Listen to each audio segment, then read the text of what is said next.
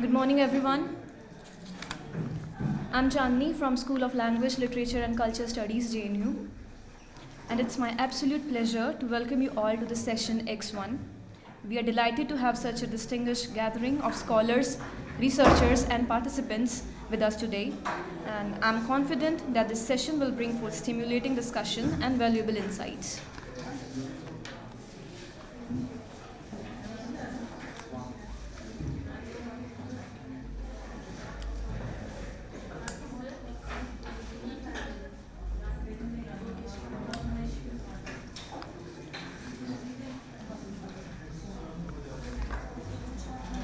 To chair this session, we are honored to have Professor Yogesh Kumar Gupta from Motilal Nehru College, Department of Political Science, Delhi University.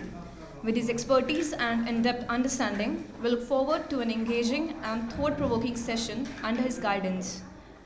Without further ado, I now invite Professor Yogesh Kumar Gupta to take the chair and lead the session. Over to you, sir.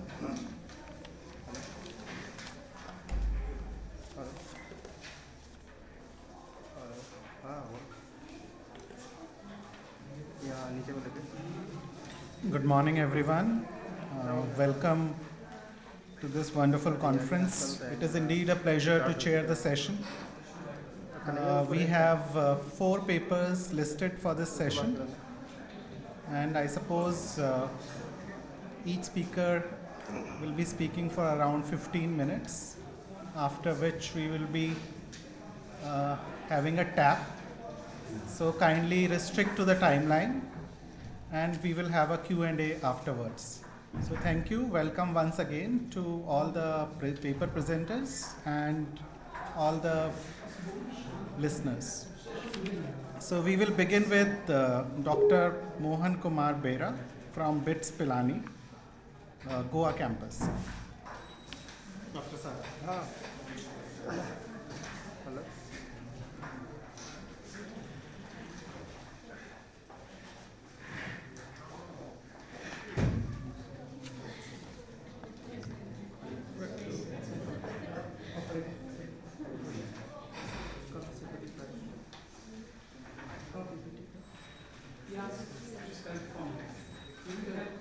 Anything, whatever I have.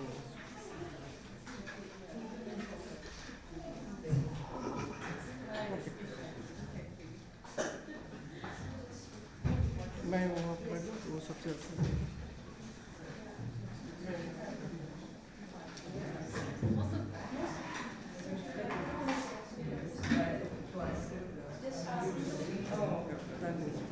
absolutely okay. Hello, good afternoon, everyone. My name is Mohan Kumar Bera. I'm from BITS Pilani Goa campus. I'm a faculty and working on disaster management for quite a long time. So if I have been working on community strategies. I have been working on local strategies, local knowledge in terms of disaster risk reduction. Here I will be presenting local knowledge-based innovation and mechanism to enhance disaster resilience of people in Sundarban Islands in West Bengal, India.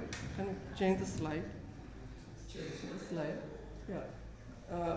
The whole issue of the community-based learning and community knowledge is actually taken very seriously. Last couple of years, you can consider after 2015 mainly, because there was a conference, the first international conference held in Hyogo in Japan, where they have mentioned 2 things, that local strategies, local knowledge is very relevant for disaster risk resilience. The reason is, if you look at disaster risk management, it's basically infrastructural management, which is physical infrastructure. And over the period of time, this whole physical infrastructure is not giving the 100% solution. Therefore, then there's another concept. Concept is learn from the people, and where the people can build up their own strategies locally and deal the challenges in a to reduce the challenges at a local level. And over the time, this whole concept says that these people learning is not just a learning for a particular hazard. It's actually learn from the history, learn from the community over the generation, and that concept has been conceptualized as a disaster subculture, which is nothing, way to live with the hazard. Can you change the slide?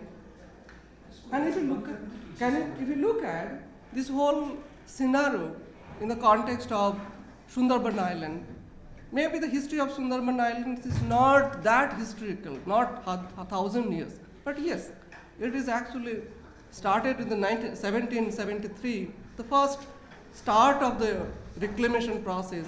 People from neighboring district, those days, Midnapur district and other district in West Bengal, they actually came as a laborer, as a laborer, contract laborer.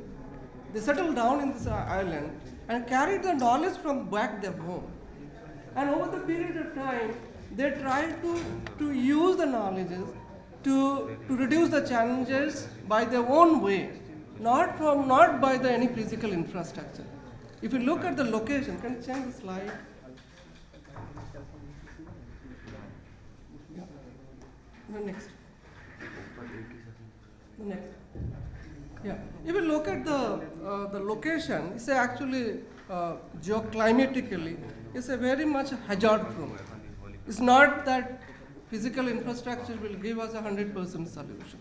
The land, again, is as per the certain research says that there is a chances of high tides, king tides that may break the embankment. And the moment this breaks, the saline water enters the village and destroys the livelihood. So my question is actually here. If the people have been using the knowledge over the period of time, is it adequate? Is it giving the 100% or certain level of solution to reduce the impact? Can you change the slide? And I have conducted the studies. I have been conducting the studies, Sundarban region. For this study, I focused 2 blocks, 2 villages. And total respondent, if you see, is basically 55 and try to cover all the sections. If you see all the section in Sundarban Island, there are dominating group who are considered as a lower caste groups. And there are also upper caste, basically Mahis. And if you go back the history of the Mahis, they are not a Brahmin or Kshatriya or others. They are actually had a different origin.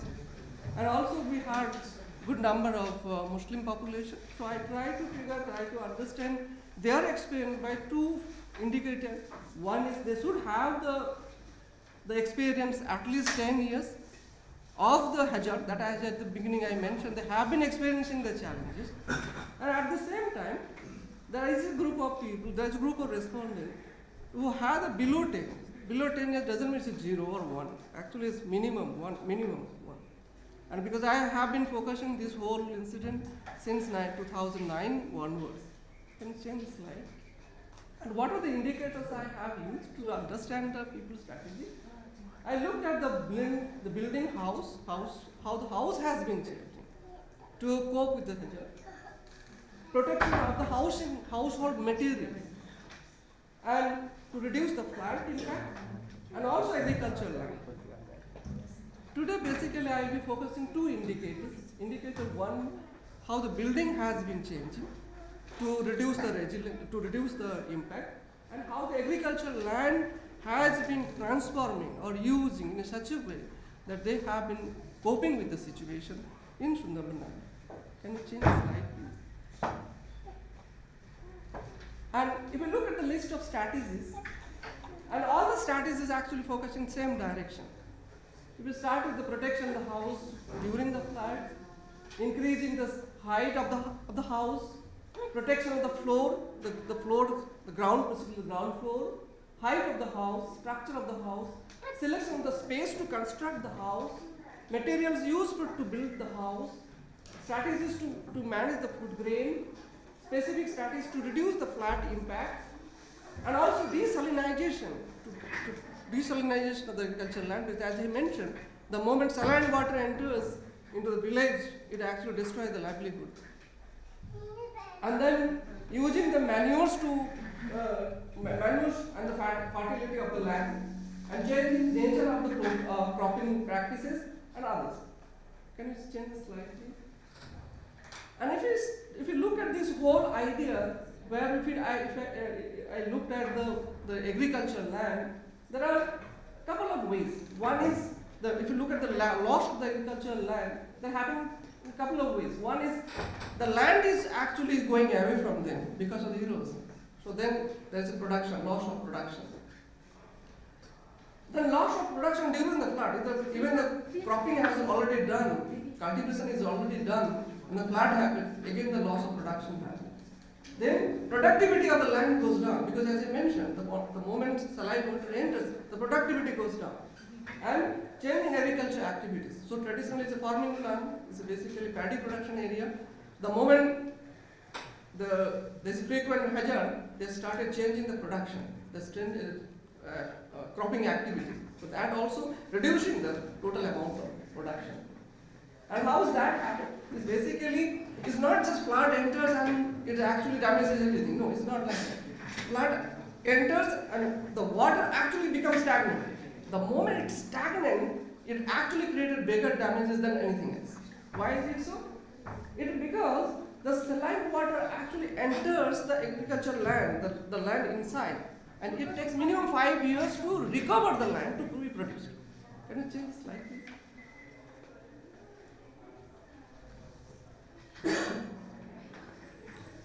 Now, interestingly, when you look at the agricultural land, as I mentioned, is actually damaging the land. It's not always damaging the land.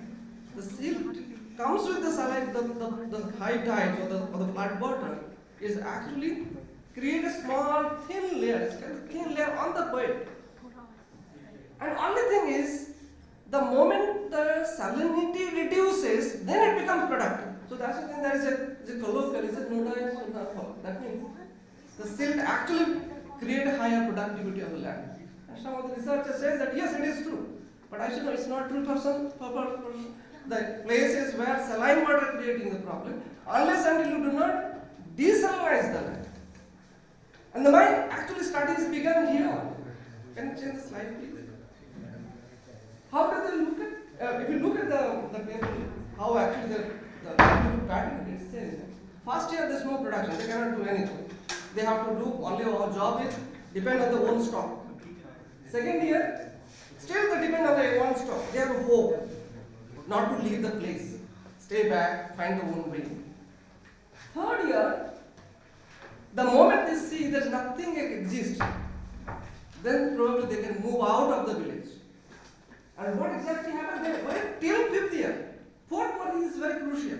Because even though they migrated in the 3rd year, they have a hope that after 4th year, there is a hope that the land will be productive. There is some kind of a natural process of leaching of the salinity. And then 5th year, land started growing something, naturally, not anything, it's natural. And how does that happen? Can you change the slide, please? How does that happen? As I mentioned, it's a natural desalinization process. How does that happen? During the summer, dry season, the soil breaks. And the moment it breaks, it allows to absorb more water during the rainy season. And automatically, the extra salinity part goes out. And the second level, where people actually engage. How does that happen? They observe the land, the salinity of the land. See, they are farmers. Most of them are illiterate or may not be highly qualified. So they have experience. The moment they see the plants, which plants is a grass, but the grass cannot be eaten by the cows. Cows are there. Cows see the grass, but they do not eat. That means the salinity level is high. Then second level. Second level is this I am talking about 3rd year or 4th year because it's a continuous process. On 4th years, somehow they planted, and over on the plant there's a paddy field. There's a thin layer of thin layer of salt content. They call as vodka, and they call it vodka. And this plant basically what they do, they use this plant, a local known kind of species called as kadalpat and other grasses. This signifies what is the level of the salt content. And over the time, the moment it removes, then they start agriculture. Can you change the slide? And they try to mix with the certain grasses. Particularly, the locally called as dhanija is actually kind of a jute fiber, similar species of jute fiber. Jute, but it's not a jute, so it's a low quality of the jute. It's a low quality fiber. What they do, they plant this one on fourth year or fifth year, and they mix the smaller or smaller plant with the mud, with the soil, and it has a higher capacity to absorb the salt content. Then two things happen. It reduces the salt content, use the organic or the manures, natural manure, and reduces the increases the capacity to produce something. Can you change the slide, please? And another way they actually continue the agricultural activity. One is, yes, they know that the land is not adequate to create the seed bed. Seed bed need a fine, non-salty the land. They go to some other villages where the flood is not happening, grow the bed, seed bed, get the plant and start planting. So that over the period of time, basically these are actually local traditional seeds. As I mentioned, they migrated from the other district, carry those seeds, try to plant here. And that's a kind of over the time, there's a kind of a trend among the villages to use the alba. What is called alba is actually divided between two land, little bit high. Since it's high, so the salt content actually goes up because of the natural process. It is productive. As I mentioned, it carries the silt content. It's over that the alba, this is a higher part. There is a silt content used for production. And there is a kind of a higher promotion. If you go to these places, flood happen, destruction happen, but this is being used for growing something. What kind of stuff? Basically vegetables. And there is a great natural ecosystem to grow the crabs. This is mud crabs. And that gives them some kind of thing. Can you change the slide? And if you look at managing the house, I have seen the two stages. When the flood happens or before the flood, there's some kind of arrangement. They know what is the level of the height of the flood. It is saline water. And it is always above the ground and average 8 feet.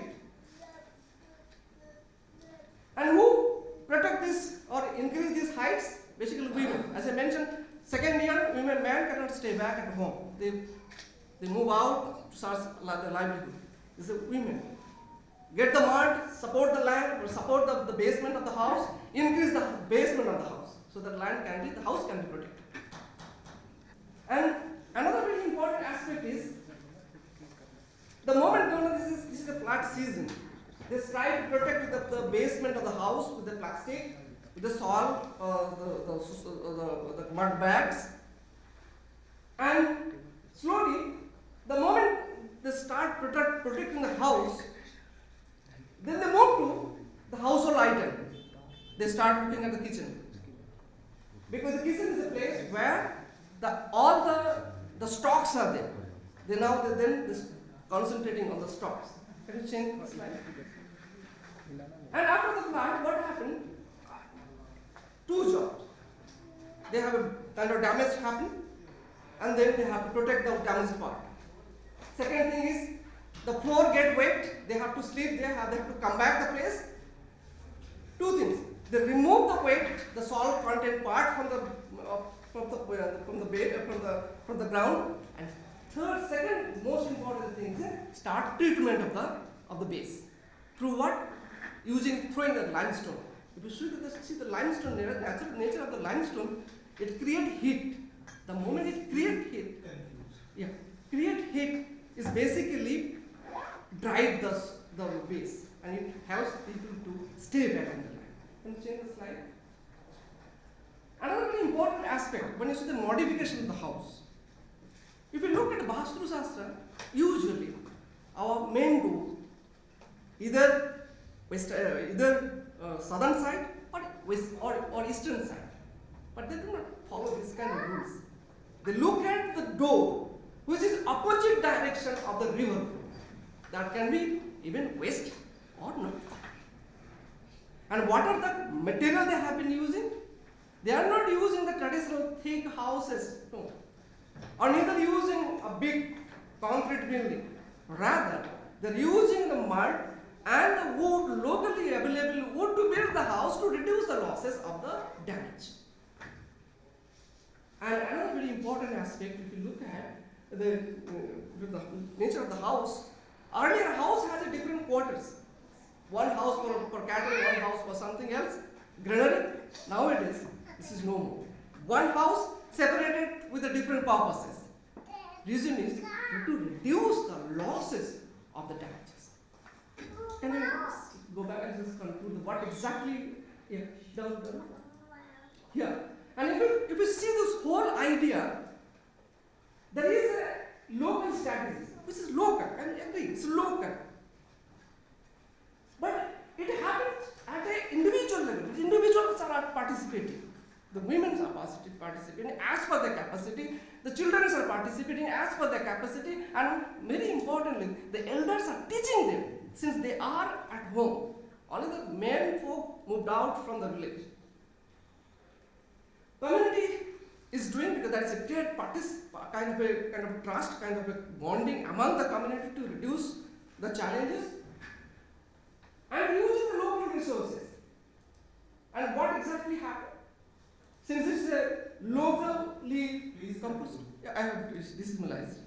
Since local strategies, it helps through decentralization, participation from the community self-help group, and supported by the history, knowledge over the generation. What is the result? Result is they have great preparedness, mitigation, recovery, and adaptation to the disaster. And the outcome is they are securing the livelihood, they are bonding the community at a greater level, and building the local leadership. And another thing I haven't mentioned, they are actually reducing the school dropout. And if you conclude this whole idea of the knowledge, although it's a local, but it is actually contributing to the local or the Indian knowledge system to protect themselves, to reduce to enhance the resilience towards the disaster. Thank you.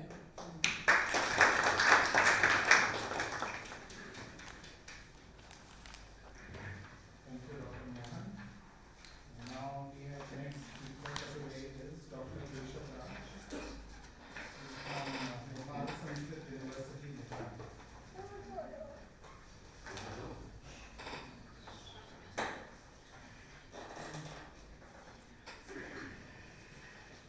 To the chair and ladies and gentlemen, namaste to you all. I am Keshav Raj Chalise from Nepal Sanskrit University. Yeah, my topic of the presentation, or the title of the presentation is Earth in the Vedas, the root of spiritual ecology. In this paper, I will be talking on how the spiritual ecology, the concept of spiritual ecology, is based on the Vedic literature. Vedas, they have provided the source of knowledge to many areas, every areas. Even we heard so many things in our inaugural session too. But my particular concern here is how Vedas can be the roots or the origin of spiritual ecology. What is spiritual ecology like such? As spiritual ecology, it is the integration of spirituality with environmental consciousness. This is a kind of theory. Yes, it is a theory that has been developed recently in the discussion, in the philosophical discussions of ecology and environmentalism. It talks about the interconnectedness of all life forms, how different life forms or all life forms are connected together or sacredness of earth in particularly, how earth plays a role as the source of interconnectedness. And my point, objective of this study is that how the Vedas present this idea, earth is the integration of spirituality and environmental consciousness. So far as the theory of environmental consciousness is concerned, originally, or for the first time, Leslie E. Sponsel, she coined this term spiritual ecology in 2012. The interface between religions and spirituality on the one hand, and the ecology and environmentalism and environmental concerns on the other. She has refined this spiritual ecology in such a way. So far as the history of spiritual ecology is concerned, we can go back that the Gaia hypothesis, it was developed in 1970s by James Lovelock, and James Lovelock talked about that earth as the self-regulating and earth having the self-regulating and interconnected system. On the basis of this Gaia hypothesis, we can also move back to the Greek notion of God, earth, Mother Earth is Gaia too. We can connect this to that mythological reference too. Thomas Berry, another environmentalist, he proposed the idea of new cosmology. He wrote the book The Dream of the Earth in 1988, and he said that the universe is a living, evolving community where humanity is deeply interconnected with cosmos. And nextly, Jonah Massey, again another concept, another development in environmental consciousness is developed as deep ecology, deep ecological thought, world as lover, world as self. This book was published in 1991. And in this book, Jonah has studied that intrinsic value of all life, a shift from human-centered thinking to the earth-centered thinking. Nowadays, we have to think on earth-centered type of thinking. This idea is the basic idea of deep ecology. It was proposed by Jonah in 1991 through the book. Arnes, we might have heard the name, Arnes, he developed ecosophy, properly ecosophy, and later on it can also be called philosophy. Eco-philosophy or ecosophy, that ecology of wisdom. He wrote this book and he has published many books on eco-philosophy, and from this book 2008, study of interrelationship. And Leslie Sponsel, on the basis of all these theoretical bases, domains, he has proposed the theory of spiritual ecology, and the book he has written is Spiritual Ecology, A Quiet Revolution, that was published in 2012. So far as the concept of spiritual ecology, theoretical concept of spiritual ecology, all that has come from the West. And from Indian writer Satish Kumar, I think he has been staying in United Kingdom now. He has written a book, Soul and Society, in 2013, and he has also talked about the importance of earth in such a way. On the foundation, on the basis of all this background, spiritual ecology, the theory has been proposed. Would you please skip this one? Skip ahead. Yes, skip ahead. Yes, nature, and then nature and spirituality. What is the relationship, this one? And talking about this one, I will move to Vedic text. Humans are religious or spiritual beings in various degrees or ways. One way or the another, we are religious. One way or the another, we are spiritual. However, there is very little line of demarcation between religion and spirituality, and still either we are religious or we are spiritual in one sense. Religion is cross-cultural, religion is universal, no non-culture totally lacks religion. Or individually one can be non-religious. Spiritual ecology has surprisingly deep roots to this type of antiquity, ancient antiquity. Please move ahead.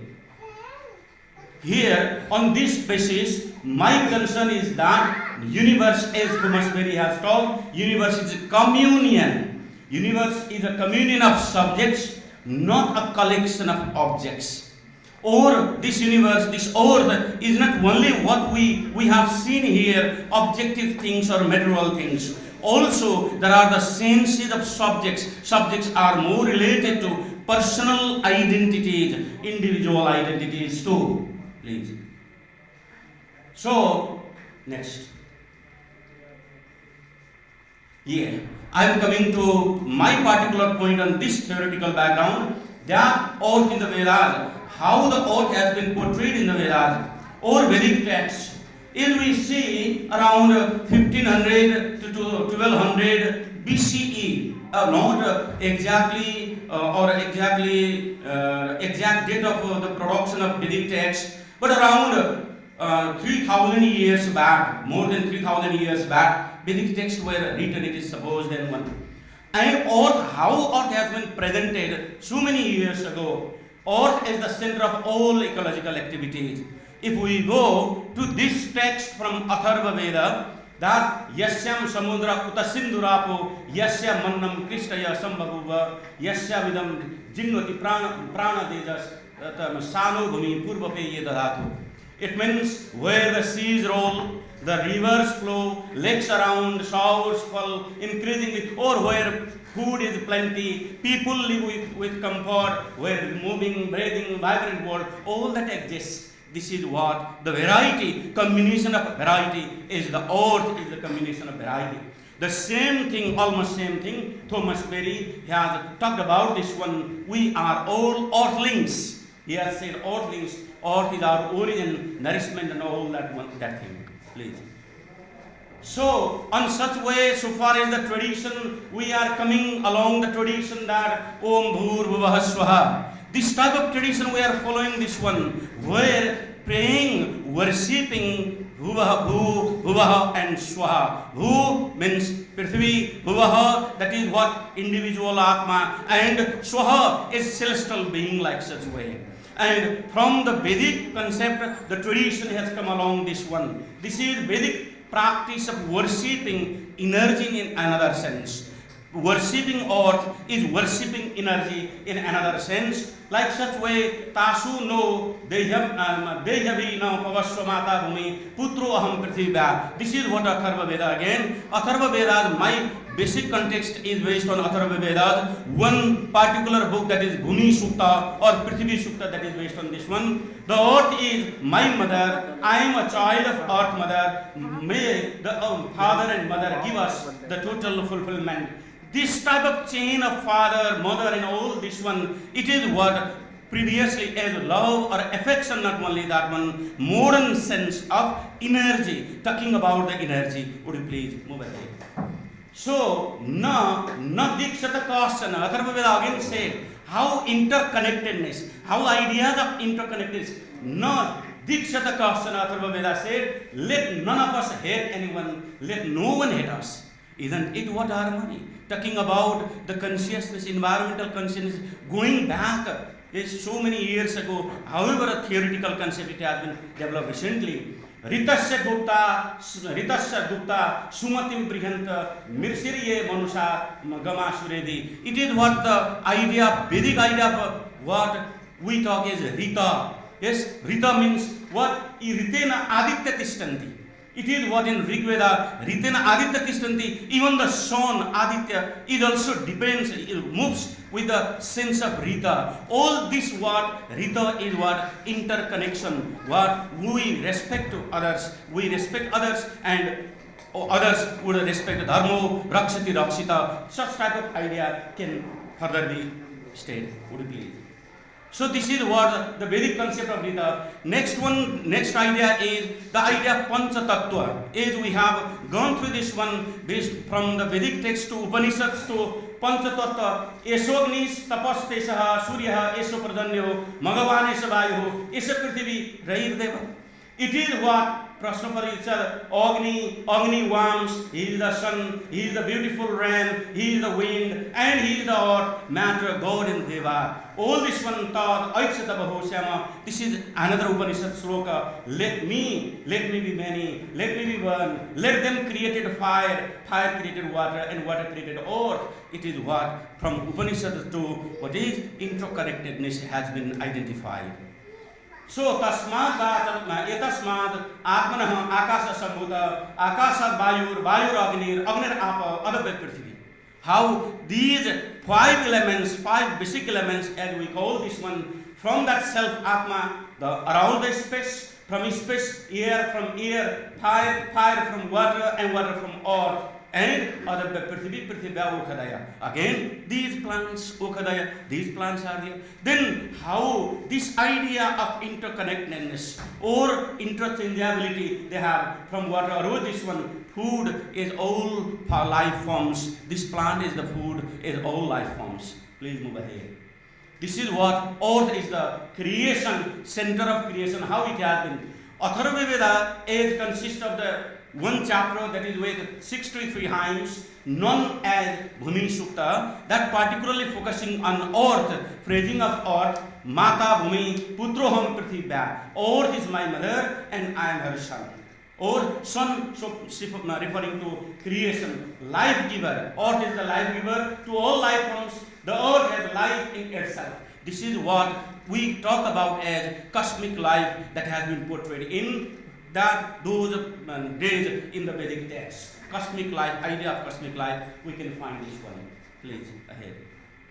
Sanu Bhuttasya Bhavyasya Patnyurum Lokam Prithvina Pinautuhu. Or see the Prithvi, the mother, sustainer of past, present, and the future of all living beings.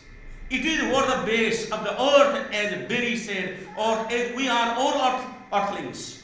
And spiritual ecology is basic foundation, that one. The soil is the metaphor for entire natural system. Everything comes from earth, from the soil, and lives here, and dies here, decays here, except that particular type of Atma is because this one.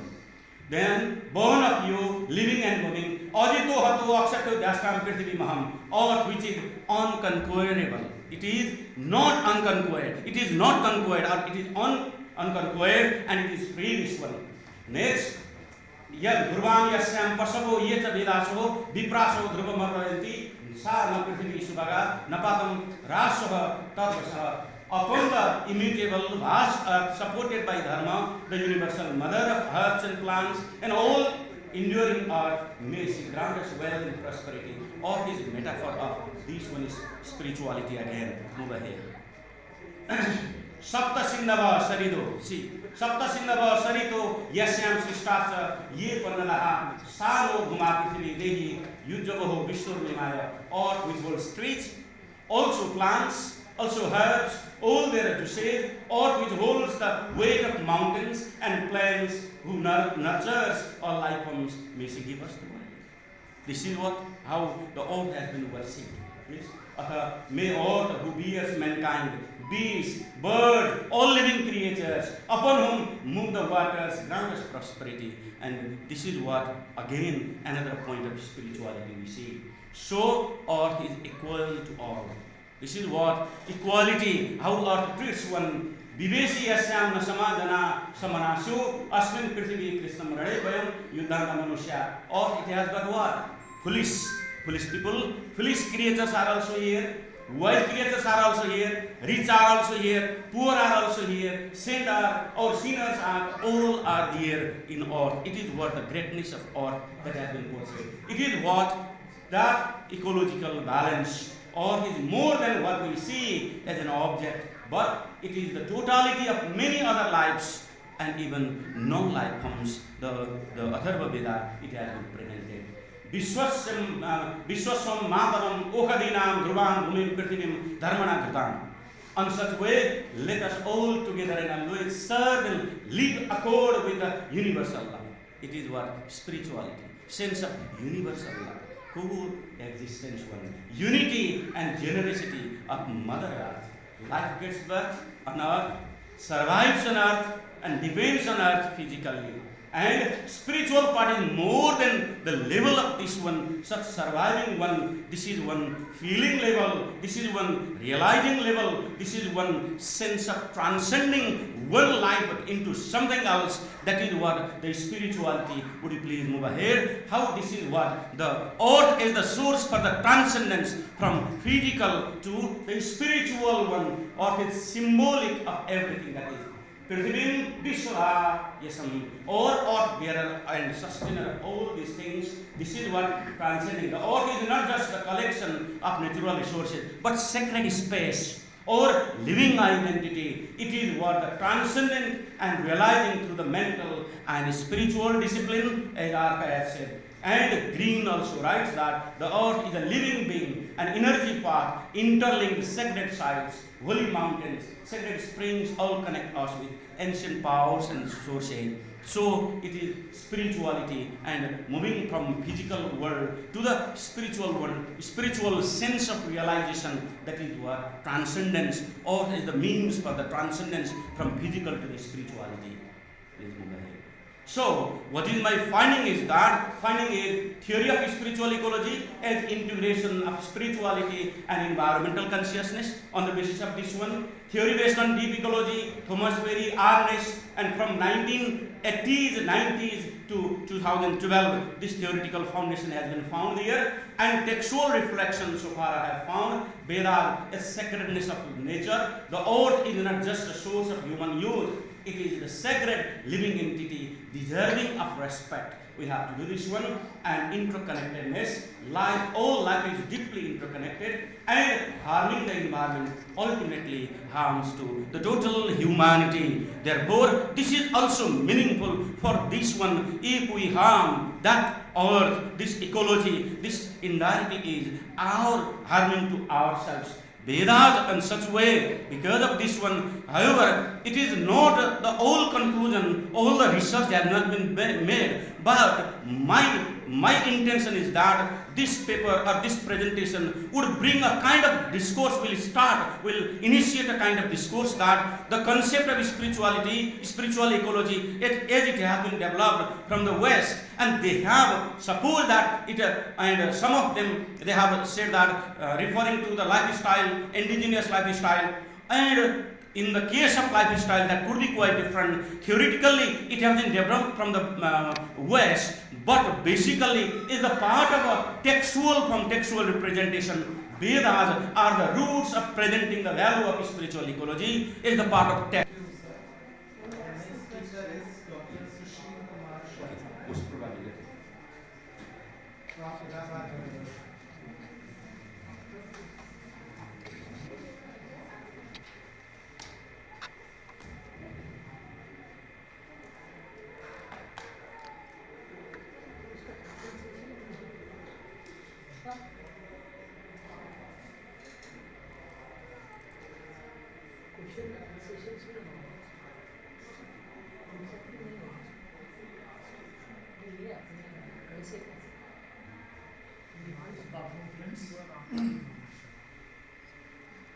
Unlike my previous speaker, I happen to be a person coming from the background of English literature. But I'm talking about environment in Hindu consciousness, mainly on the basis of the Sanskrit text. And my Sanskrit is not as good as the Sanskrit of my previous scholar, previous presenter. So you may kindly bear with me. The whole article has been divided into four sections. Section 1 deliberates on the Hindu consciousness. The title of my talk, you already have it, Environment in Hindu Consciousness. So the entire paper is divided into four sections. Section 1 deliberates on Hindu consciousness. Section 2 deals with the Hindus' philosophical take on environment. Section 3 deals with the Hindus' treatment of the earth. And Section 4 is the conclusion that analyzes the causes of environmental degradation and suggests a way out. Vedic rishis hold that everything, irrespective of their living being or non-living being, is a manifestation of Brahma. Aham Brahmasmi Tattvamasi. So this divide between living and non-living is not there. This divide between the living and non-living is not there in the Hindu consciousness. And then in the later period, several texts like Smritis and Puranas were created to enable a person in society evolve a code of conduct for themselves in which due respect is shown to the non-human forms of life. The article focuses mainly on the philosophical background to environment in Hindu consciousness, and it also exemplifies the arguments with reference to the earth to indicate how a Hindu treats the so-called inanimate object like a planet respectfully by keeping a focus on the Vedantic ideas like non-duality, Vyashti and Samashti, and Purush and Prakriti. A frequent reference is made to the philosophical texts, ritualistic texts, and current social and individual practices to indicate the continuity of the Vedantic tradition and its manifestation in one's daily routine. Now, I'm not going into the detail as to what do you consider this Hindu consciousness to be, the geographical connotations, etc., etc. I directly come to what is considered to be Hindu. And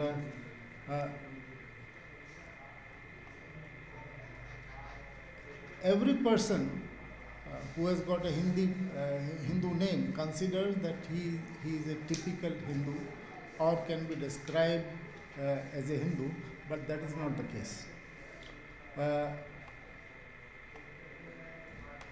Haldane, JBS Haldane, he says Hinduism is not a religion as this term is understood by the adherents of the proselytizing religions.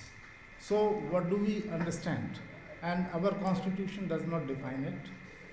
So the best definition comes from Shabd Kalp Dramuk. And this definition is that a Hindu way of life is a constant engagement to shed one's ignorance and pettiness. A person, wherever he or she is, if he or she is making an effort, a constant effort to shed one's ignorance or pettiness, is a Hindu. And what binds various denominations like Shaivism, Shaktism, Smartism, Vaishnavism, Saurism and others of Hindus and different sects of Indian origin like Buddhism, Jainism, Sikhism, Arya Samaj, Mahima Dharma, Pratna Samaj and others together is the acceptance and belief in the following three doctrines. Which are these three doctrines? The doctrine of karma, action, and rebirth, punarjan, and the doctrine of liberation, moksha. So, a person who believes in these three doctrines will be characterized as a Hindu. And to my mind, these are the three necessary and sufficient conditions to identify or to describe someone as a Hindu. And there are three parameters to decide the worthiness of a karma. So every action, suppose somebody is snatching a chain, so that karma is not a karma. So what is the worthiness of karma? What is a desirable karma? So Gandhi makes a very good suggestion. He says a relentless pursuit after truth will be, so an effort in which a relentless pursuit after truth is being made will be considered. This is the first parameter. The second parameter happens to be that every human being is indebted to 5 sources for his existence and survival. Which are these 5 rinas? This comes from Shatpat Brahman, and this happens to be Rishiran, Pitran, Devran, Bhutran and Manushyaran. So anybody who believes that he is indebted perennially to these 5 sources will be considered, and every action has got to be in view of repaying these loans that one inherits. And therefore, in order to organize everything, we have considered another theory, that of Purusharthas. So every action will have to lead to one of these Purusharthas, whether it is Dharma, Artha, Kam, Moksha. Right? So any action that leads to these 3 things will be considered to be, pardon? This is page number 5. 5.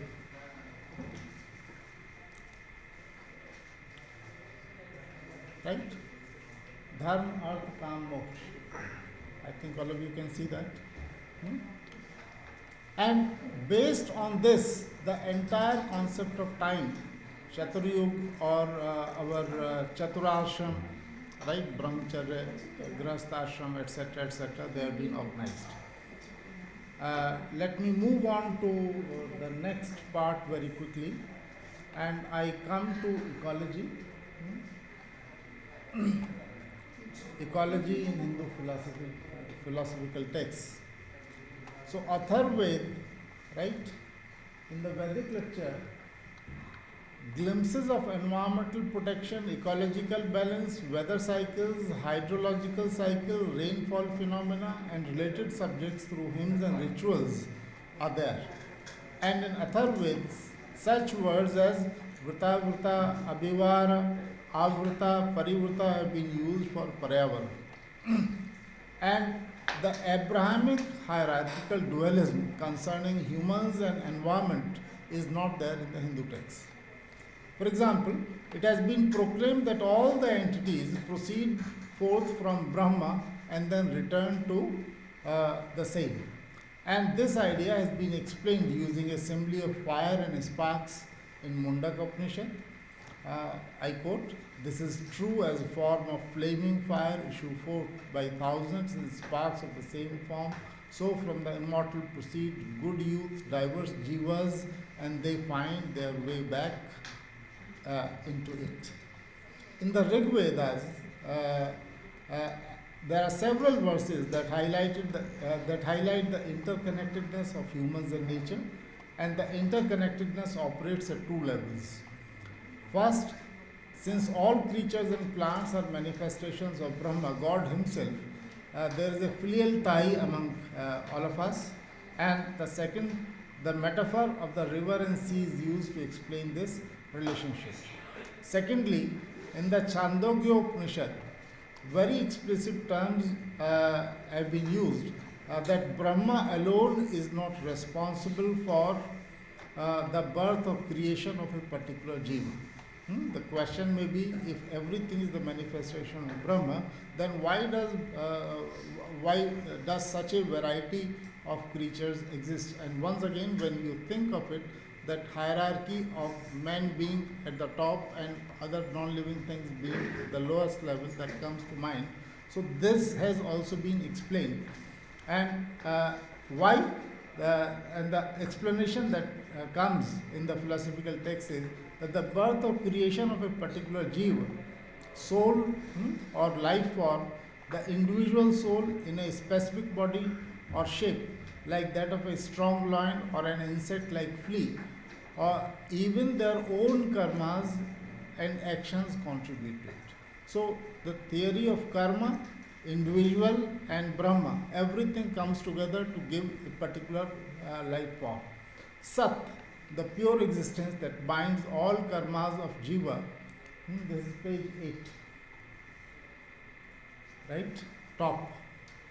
6 point. Yes. Right? So Sat, the pure existence that binds all karmas of a jiva or soul to give it a physical shape. That trees have life on account of spirit is made clear again in Chandogya Upanishad. A tree will not die like a human being till the spirit leaves the body. Studies have been conducted. When a man dies, the body remains hot almost for half an hour, and up to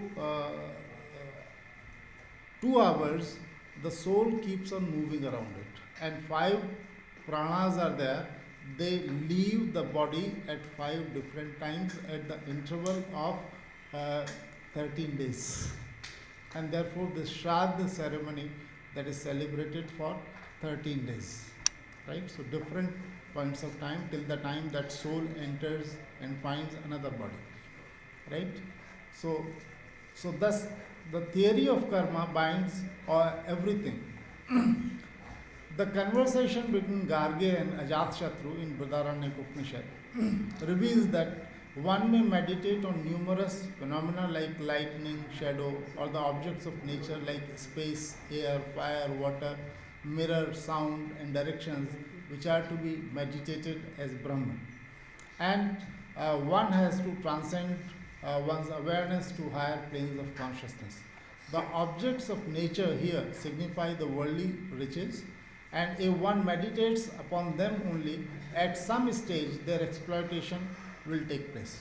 On the contrary, if one meditates on Brahma, one's identification of all, identification with all, Sarvatma Bhav, takes place, and the exploitation of nature does not take place. So in the conversation, how to conserve nature is also being reflected upon. Now, the Vedic seers, unlike the modern scientists, do not see the earth, fire, cloud, food as independent units, but conceive them as dependent elements on one another. For example, in the Atharvaveda, the three coverings of our surroundings have been referred to as Chandmasi. The wise men utilize three elements variously, which are varied, visible, and full of qualities. These are water, air, and plants or herbs. They exist in the world from the very beginning. They are called Chandmasi, meaning covering, available everywhere. In Yajurveda, the fire element is told to be present in the earth, sky, and heaven, or cloud, or akash. The Vedic literature often portrays nature as sacred and divine. For example, in Atarya Upanishad proclaims that the universe consists of 5 elements representing the states of matter in nature, often called the Panch Mahabhuta, the macrocosm, the earth, Bhumi, Jal, Prakash, Vayu, and Akash. And in Prashna Upanishad, these elements are considered manifestations of one divine energy. He created Pran, from Pran, faith, Akash, air, fire, earth, senses, minds, food, and from food, strength, contemplation, mantras, karma of the world, and the world's names also. In Mahabharata, this discussion continues, and one finds characteristics of all these elements spread over all the 5 volumes of Mahabharata that have been published by Gita Press. So in volume 1, this discussion is there. In volume 4, this discussion is there. In volume 5 and volume 6 also, these characteristics of these elements, they have been talked about. And again, let me move on to Bhagavad Gita. In Bhagavad Gita, how does Lord Krishna describe himself? This is mainly in chapter 7. He says he is a part of everything: goodness, passion, ignorance, right? Abstract, positive qualities, almost each of them from nature. He says he is taste in water, radiance in the sun and the moon, the brilliance in fire, the splendor of the glorious, pure fragrance of the earth, right? All these things, all objects of nature. And whatever you find, right, Agni, Vayu, everything, every syllable, he says, I am myself, all these things. And when one comes across another tradition, Shak tradition, you come across Durga, Devi Durga, hymns to Devi Durga, Durga Shapshati, and you find that all these claims are being made by Durga also. Ya Devi Sarvbhuteshu Vishnu Rupen Shanstha Namastasai Namastasai Namastasai Namo Nama Ya Devi Sarvbhuteshu Nidra Rupen Sanstita Namastasai Namastasai Namastasai Namo Nama, etc. The same, almost the same thing is being repeated over there also. So whatever is being explicated or exemplified by Lord Krishna or Goddess Durga is the Vedic manifestation of all-pervading Brahma in multiple forms, including the objects of nature covering the entire environment or cosmos. It's no wonder that from the earliest days of Sanatana civilization, reverence for the environment has been an integral part of the Hindu society. And what do you find in actual life? In actual life, you find a Hindu worshipping stars, sun, moon, Jupiter, Saturn, etc. Hillocks or mountains like Govardhan, Kailash, Kamadgiri, Nanda Devi. Trees like Vat, People, Neem, Tulsi. Oceans like Shir Sagar, Samudra Devta. Or lakes like Panch Sarovar, like Mansarovar, Narayan Sarovar, etc. Rivers like Ganga, Yamuna, Narmada, etc. Water bodies like well or step well, etc. Animals like Nandi, elephant, cow, snakes, etc. Birds like Garud, peacock, swan, crow, etc. Insects like black ants, spider, honeybees, etc. Right? Even maiden, Bhura. Right? And Sadhguru is right when he claims that in this culture we never worship unknown gods somewhere. That's all, sir. I stop here because you have given me an indication to stop. Thank you very much.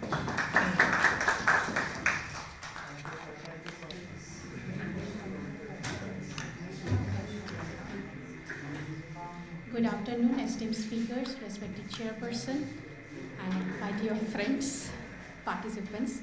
I'm Dr. Satabdi Banerjee from William Carey University, Meghalaya, and today I will be talking on Deo-Rahati or Devguri, the sacred groups actually in modern world we know. Deo-Rahati, this term, it picks from the Sanskrit word Deva-Raji. Deva-Raji means the land which is sacred or the forest which is sacred. Next slide, please. So as a definition, we can see that it's a forest which is known sacred by the local people, the local indigenous people, and they conserve the forest due to some religious, social, cultural belief. And this concept is not only in India. If we see, it is like the distribution is all over world. Even in Africa also we have seen. But in India, the origin of sacred groups is very, very deep rooted in our culture. Next slide. Next slide. Yeah. So we can see the role of sacred groups in too many sectors of a society. It is coming on ecological, economic, folklore, traditional knowledge, conservation. Of course, the first theme is conservation, then religious, then social.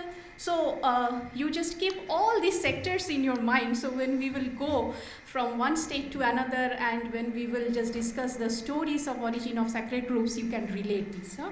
Next slide. So yes, if we see the origin of sacred group, first of all, automatically we will come to Vedas. And in Veda, in Rig Veda, there is a Suktam, Arannani Suktam. This Arannani Suktam describes the Devi Arannani. And I'm pleased to describe Devi Arannani. She is such a beautiful goddess. She lives in a forest far away from human civilization, and you cannot see her. You can just only make her present by tinkling sound of her anklets.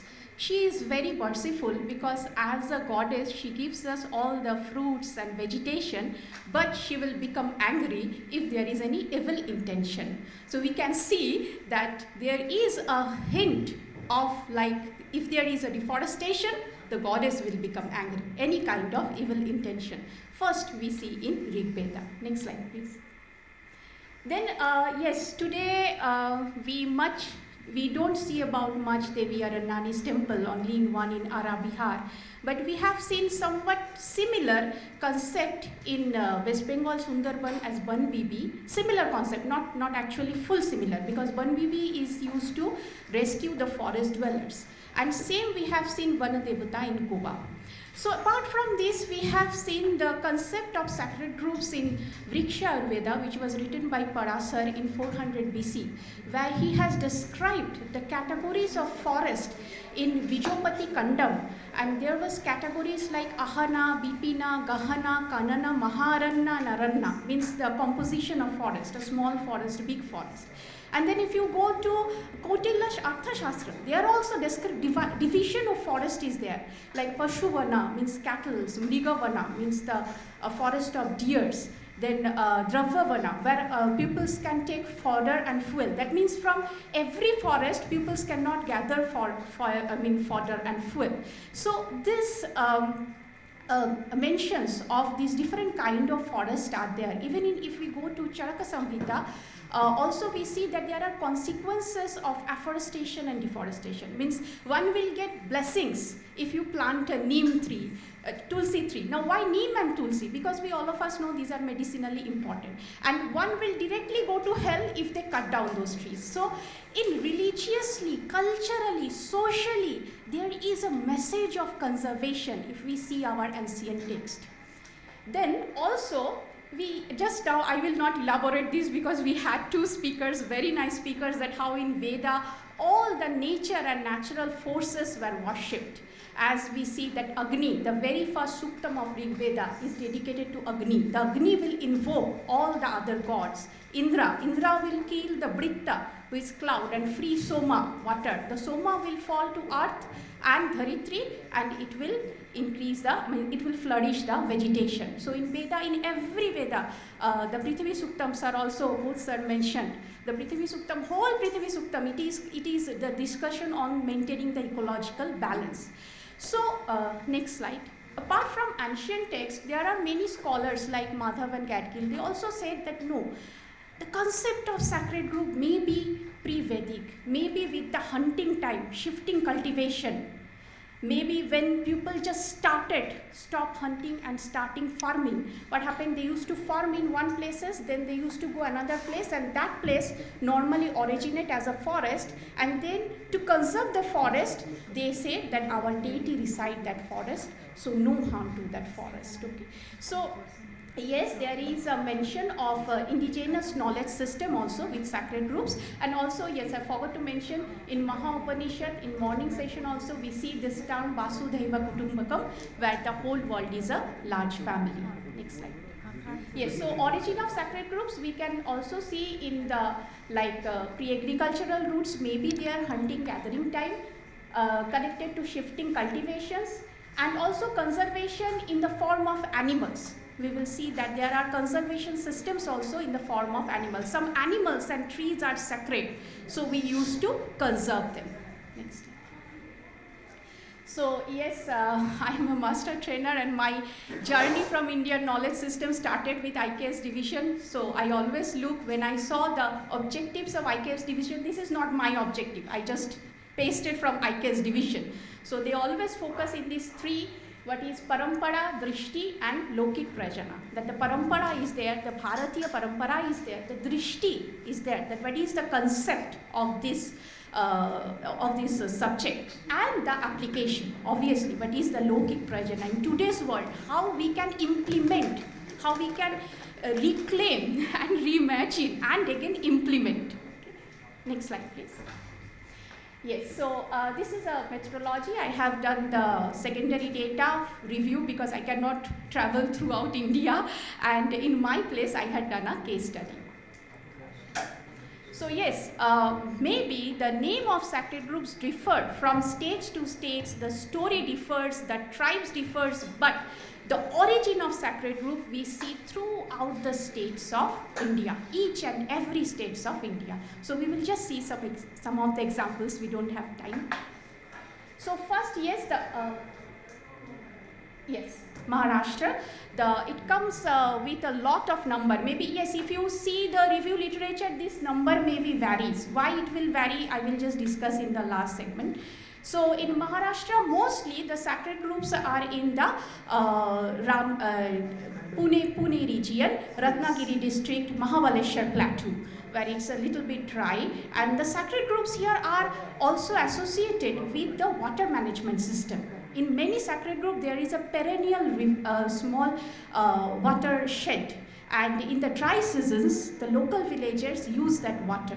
So there are many names of sacred groups, and yes, many medicinal plants are conserved in these sacred groups. Next slide.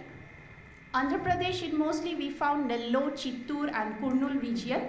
And yes, a lot of sacred groups we found in Andhra Pradesh. The deities are also different. Next slide.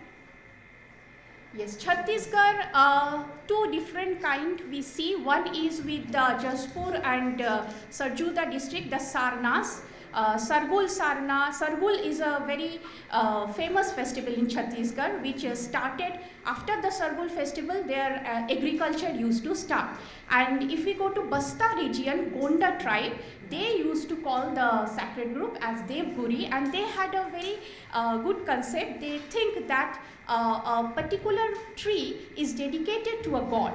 Like Bel is dedicated to Lord Shiva, Neem is dedicated to Serpent King, and that god used to reside in that tree. So the tree is sacred. The whole forest is sacred, as well as the tree is also sacred. Next. Rajasthan, yes, very, different kinds of sacred groups we find in Rajasthan. Mostly in Marwar region, it's called as Vani, and in the desert places, third desert places, Udaipur and all those places is known as Oran. The Orans are mostly very ecologically significant because Orans again are associated with the watershed management, because we know that a huge water crisis goes on, and a very traditional water management, I have sorry, I didn't give the picture, that is Bauli. That is, if you just Google Bauli, you can see the picture. That is a step well water management system, rainwater. It's kind of a well, step well. When the rain pours, the rain used to store there. So every sacred group has a Bauli. And Ramdevra, if you go to Rajasthan, please visit Ramdevra. It's a very famous Oran. Next. Karnataka is also, there are many deities. They believe that these deities reside in the forest, and so many names. Next. Tamil Nadu, yes, Tamil literature. As we are talking Sanskrit, Tamil literature is also a literature which is contemporary to Sanskrit, and there are many informations. In Sangam period in Tamil literature, there was a concept that there are 5 ecological ecosystem, and human is a component of all this ecosystem. Like Kirimajuru is a mountain ecosystem, but human will be there, and that is known as Thinai. So every ecosystem has a different characteristics. Means mountain ecosystem, different characteristics, coastal ecosystem, different characteristics, but all those ecosystems will go with one sacred group. Okay, next. Assam also, there are tribes like Boro, Dimasa, they call Madaiko, and apart from sacred groups, there are temple group also, Sankara Deva Matha. Temple group means the forest is associated with the temple. Next. Arunachal Pradesh, mostly with the Gumfa forest areas. This comes from the Buddhist monastery. Buddhism, a lot of Buddhist monasteries there in Arunachal. Again, we will see same thing in Sikkim. And apart from there is a very famous tribe in Arunachal Pradesh. Famous means famous due to their traditional knowledge, that is Apatini tribe and Adi tribe. Apatini tribe and Adi tribe also, they have this belief system that their ancestors, the souls of their ancestors resides in the forest. So they don't harm the forest. Next. Manipur, the word is Umanglai. This mechanism how to conserve the forest, and they have a festival, Umanglai festival, and it's a very traditional festival mostly associated with the Meitei tribe. So the origination of sacred groups mostly in Imphal Valley. Next. Sikkim also, yes, Gumfa forest areas attached to Buddhist theories, Buddhist monasteries. Apart from there is one Cho Chuba. This is one deity. Cho is the concept which is in Lacheng. So there is a very beautiful belief in Lacheng that if you harm the forest, the Cho Chuba's horses galloping, you will hear.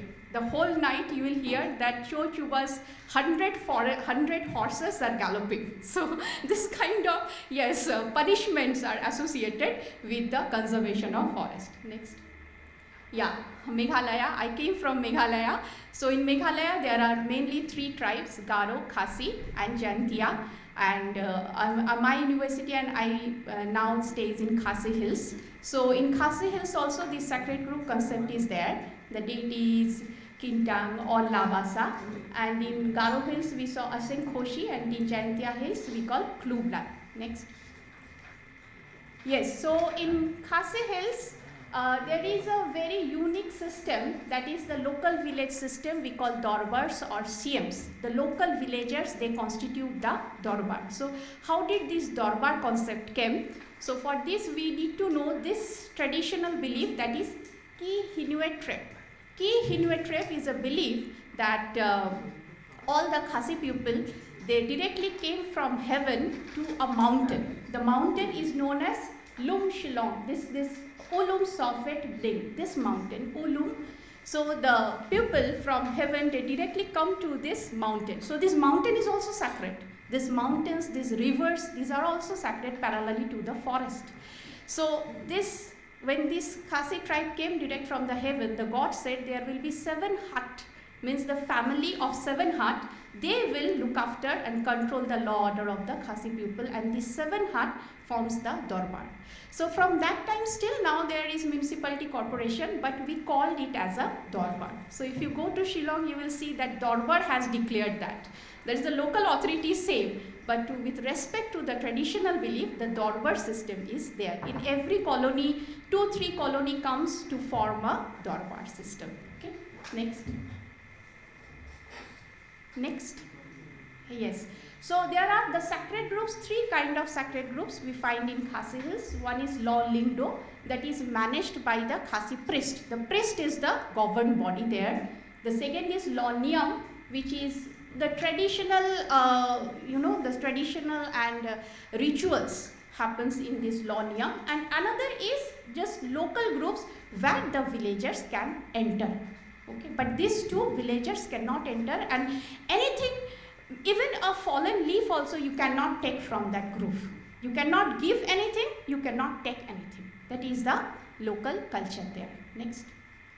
Yes, this is the Moplang sacred group. If you go to Shillong, it's not actually a tourist place, but still a part of this sacred group. Now for promotion, government has started ecotourism, a part. So it's very, very beautiful. I will request all of you, please visit. So there are like 3 parts of this Moplang sacred group. One is looked after by Bla clan, that is known as Klo Lai Tirkang. One is Lingdo clan, and another is the Klo Nongtin Ri, which this Klo Nongtin Ri, a small part is given for the ecotourism. Now I must say here that Khasi tribe is a matrilineal society, the only matrilineal society in India, where the children get title from their mother and the property goes from mother to daughter, and after marriage the boys used to come girls home. Yes. Huh? Youngest one. The property comes to the youngest daughter. Yeah, but the eldest daughter, if the youngest daughter agree, then the eldest daughter also will get something. But the brother will go to in-laws place, that is for sure. So the property will be divided among the sisters. So, yes, sir. I'm just, please. So that's why I just say why matrilineal, because this you will find when you will enter Meghalaya, the monolith. The monolith is in the memory of the ancestors, but it also represents the matrilineal society, where the flat stone is the mother and behind the big stone is the uncle, means mother's brother and nephew and son. So this is the monolith. This monolith will be the boundary of the group. That means no sacred group can cross the monolith and go.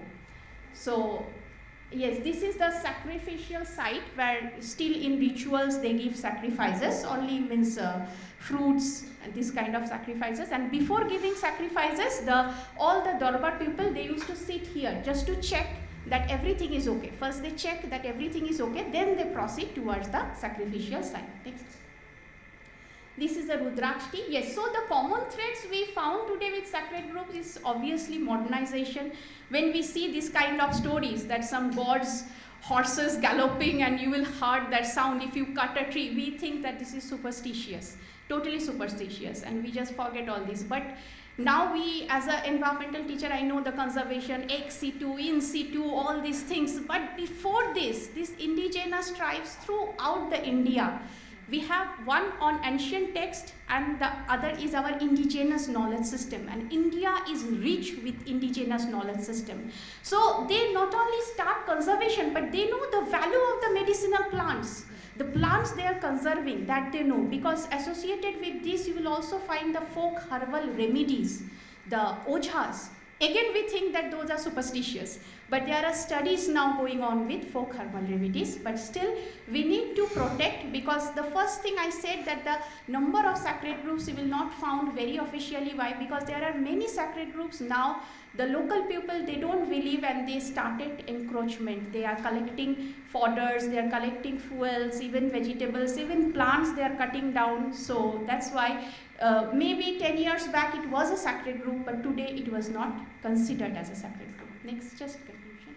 Yes, so it's a prayer that once in Veda we celebrated nature as a god, but today we have come that in everywhere the nature is being polluted and means it is destroying. So it's a prayer to conserve the nature.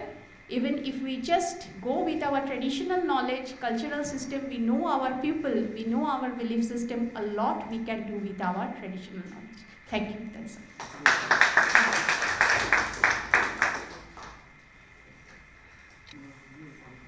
I'm so sorry to intervene all of you in between your presentations.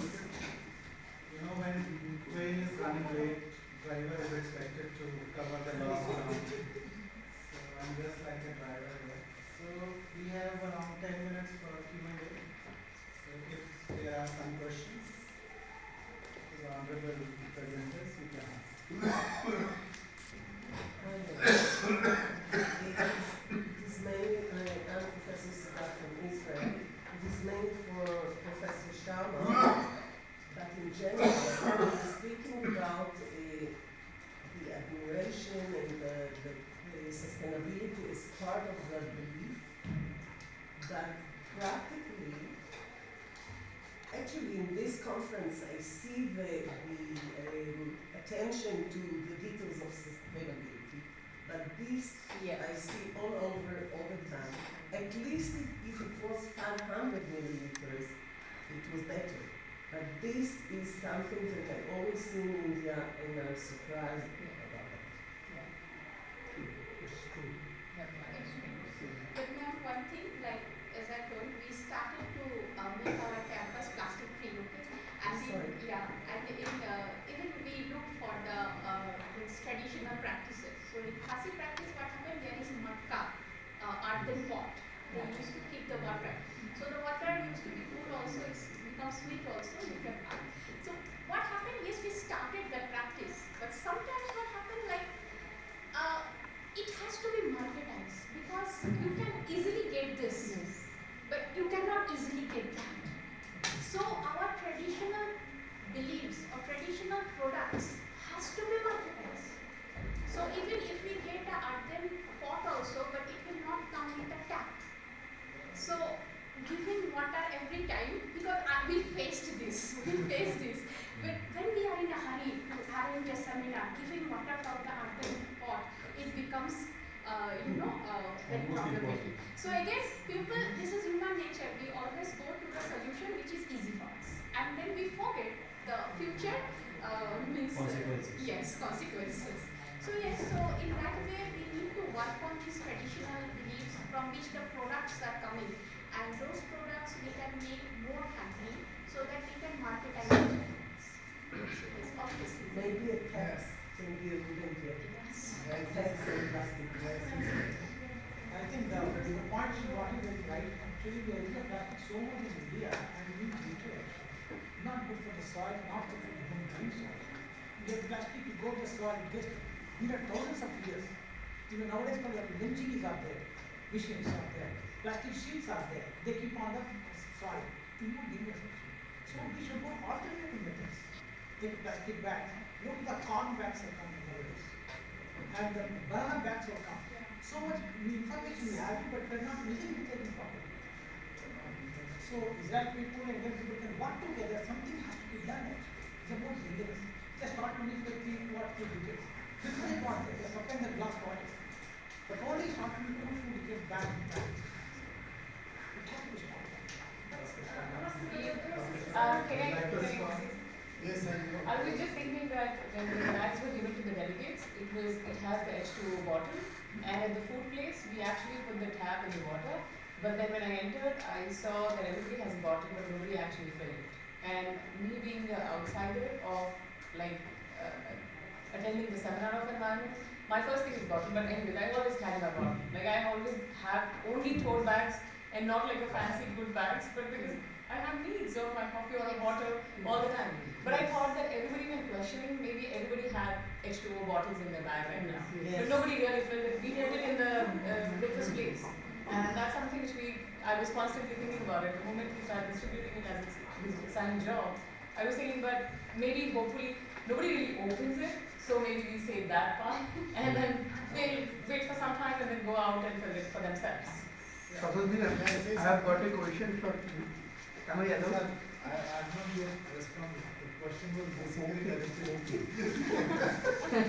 All right. Just speak slowly. Go ahead. Go ahead, Dr. Sharma. There are two kinds of words that are being used in this seminar. You might have seen Bharat. In India, we have got India and Bharat. India, you will find British waters. In Bharat, you will find tanks. Everybody will be using his hand.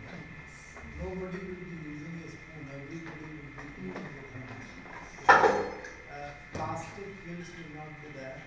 Only leaf plates will be there. Right? Or metal plates will be there. So what you are trying to experience here is India, not land. What we are talking about here is Bharat. And therefore, Bharatiya knowledge system, not the Indian knowledge system. Bring it back.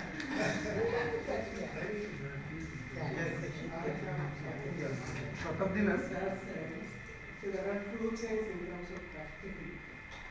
So one thing is easy, practical. Maybe you have a bottle, it's a handy, it's easy, it's cost effective. But if you look at the practicality of the alternative, it's not cost effective. You always look for cost effectiveness. You always look for the alternative. This is not the exactly the opposite of this. Therefore, we are taking this as a handy. And if you look at the bottle, it's the same. For me, for everyone, we look for the same. We are looking for hygiene, not for bottle of matka or can be the water mud container. You always have question. Is it hygiene? Is it clean? All these are the questions that are being raised by the modern education people. I come from a country where Kumbh was celebrated very recently. And we had people almost to the tune of the entire population of Europe and North America put together in 45 years. Had we used this, of course these bottles were there, no doubt about it. But had we been dependent only on these, perhaps we would not have been able to feed everyone who came over within 45 years. So to say that we might manage it, simply the question of attitude. We have been able to manage all our traditional foods. You go to this Amritsar temple, 500 people eating together in one go. Yes. And no use of plastic. Langar. Right? Langar. Yes, langar. So we don't look at those things. We simply say that we are looking at hygiene. Is there no hygiene in langar? Absolutely. So how do we look at those things and how do we manage all these things? You see, let's move on to the next one. Yes. Professor Gupta here from Swami Vivekananda University, Kolkata. You wonderfully articulated one part, that is, property inheritance, right, through, from motherly angle. Now the thing is it anyway, on Khashi communities there, Northeast typically. Now, is it contradictory in any way to the laws of the land? No. How they balance these two, laws of the land at one side? See, the first thing is a state schedule.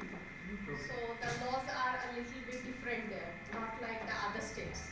Now I'm talking about constitutional laws of the land. Is it special for Meghalaya? Yeah, sixth schedule. The whole Sixth, state okay, is sixth sixth schedule. schedule. So the laws there doesn't match with the other states. Okay, like even the colonies are like clans. Like there is one title Lindo. So all the Lindos maybe, like now it is scattered, but the tradition was all the Lindos used to be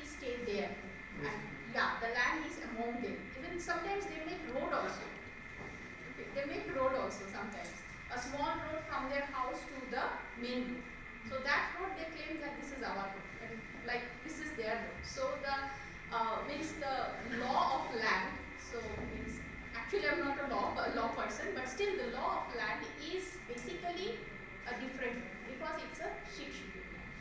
So buying land, like we cannot buy land there. Like I'm staying there, but I cannot buy land in Shillong. In my It's altogether different inheritance right there, right? yes.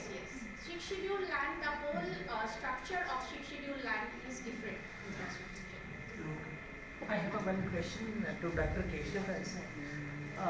See, our body is entirely formed with the 5 koshas. The Annamaya kosha, Anandamaya kosha, Jnanamaya kosha. Like this. Does you find any relevancy of these koshas, the formation of koshas? Last kosha will come as a bliss. This is called Anandamaya kosha. So, how does exactly these koshas is been clearly related in a Vedas? So, do you have any? Can you put some light on those things? Yes, in Vedas, I have not found it as the koshas. But a Vedic text, those koshas differently they have been defined as elements. So the concept of Tattva, I discussed. Different elements are how they have been formed. No, this entire body is formed with the Annamaya kosha. So it's like we extracted from an earth. As I say, the entire Vedas is somewhere connected with an earth elements. So this Annamaya kosha, how exactly the earlier Vedas been referred?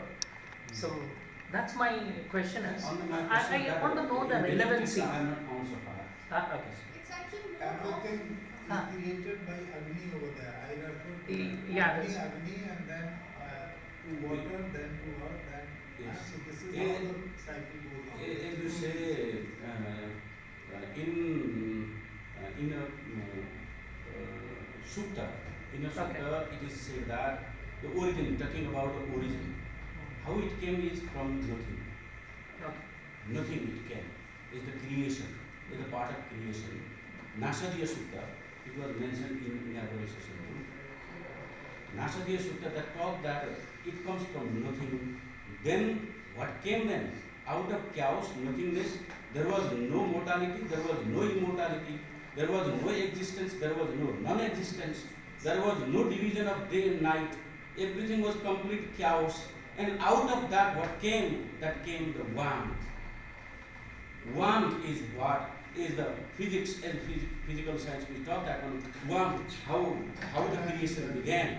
And out of that warmth, desire came. And out of that desire, the creation started. It has been said like such way, but not as Annamaya kosha as such it has been mentioned. I have not found in Vedic text. It is like five koshas you were saying, Annamaya, Pranamaya, Manomaya, Vijnanamaya, Anandamaya, the bliss body.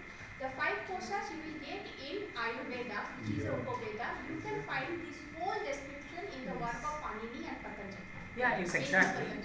But somewhere the most of the scripted knowledge, what we are talking about all these koshas, somewhere it has extracted from Rig Veda.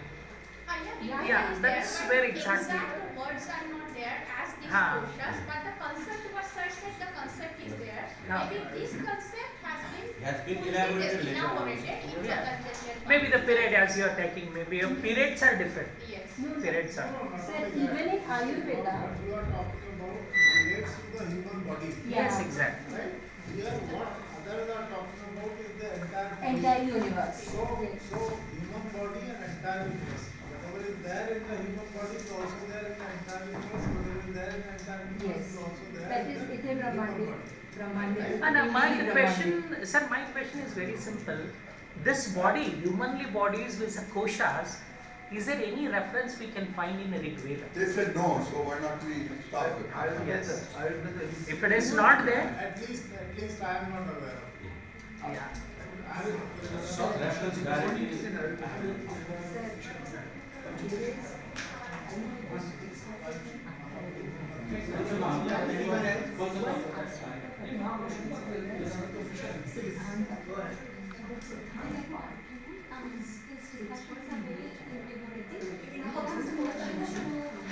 Satabdi Banerjee and Susheel, sir. I did find some literature and some questions. One I is related to the speakers and the talks.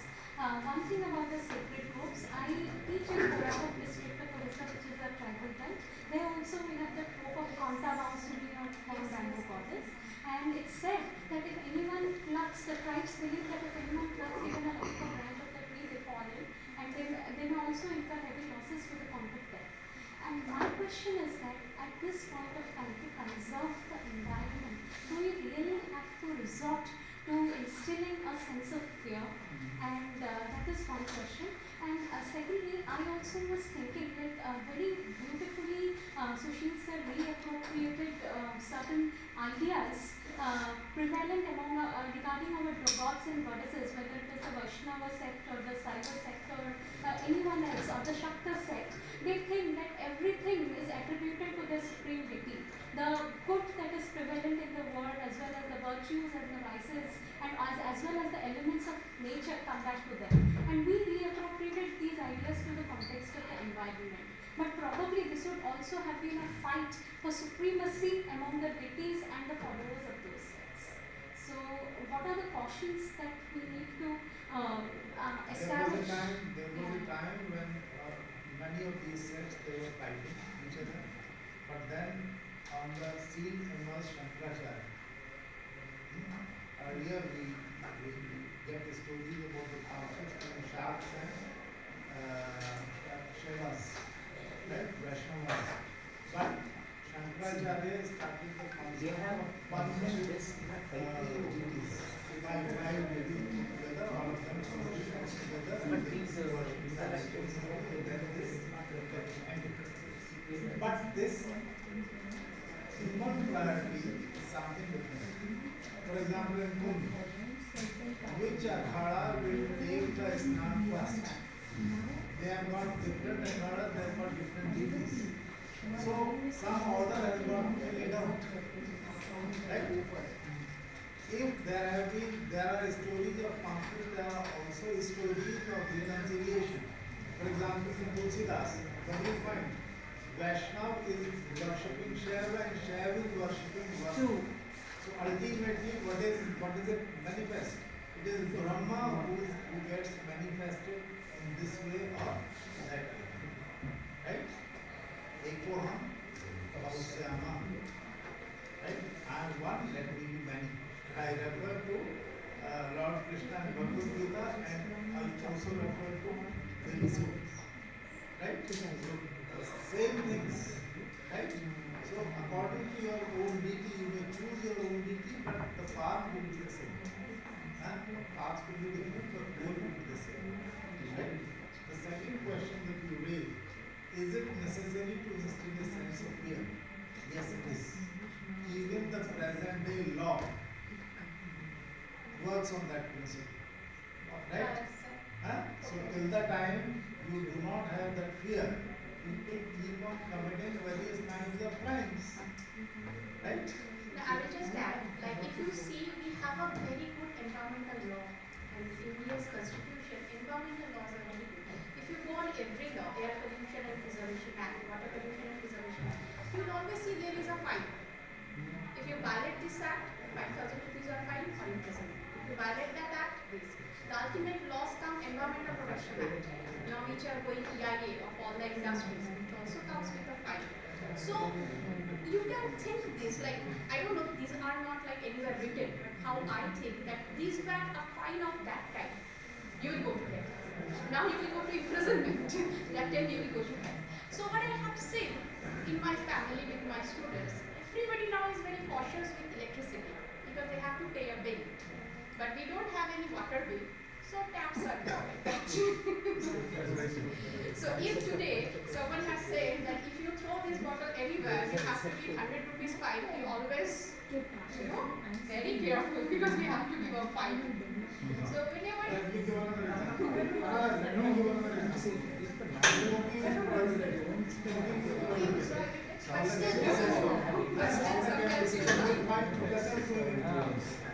But I have not found anybody working in it.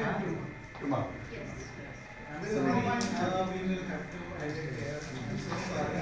This will go on.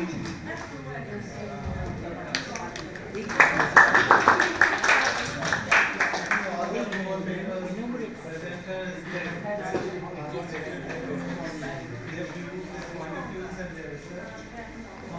Congratulations to them and wish them all the best. Thank you so much for coming here and attending the session. I'll hand over it to Sharma. As we conclude session next one, I would like to express my sincere gratitude to Professor Yogesh Kumar Gupta for chairing this session and for his insightful contributions that have greatly enriched our discussions. Sir, we truly appreciate your time, expertise, and guidance. So please kindly come forward and present the certificate of appreciation to our distinguished speakers.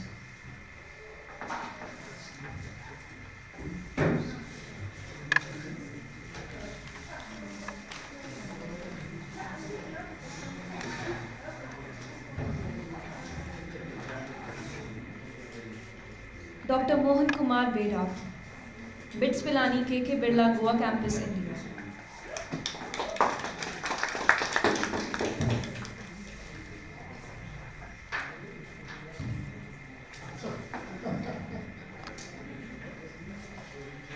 Dr. Keshav Raj Chalise, Nepal Sanskrit University, Nepal.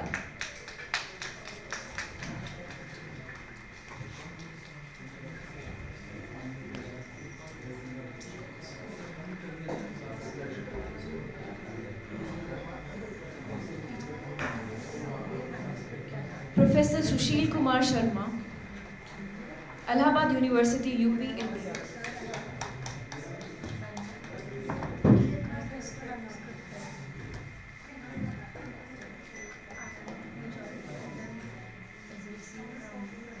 Dr. Satabdi Banerjee, Carey University, Meghalaya, India.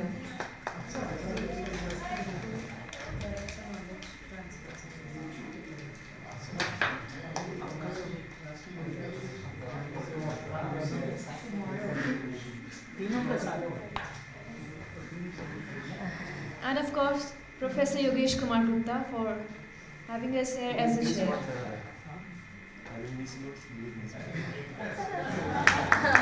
That was great fine.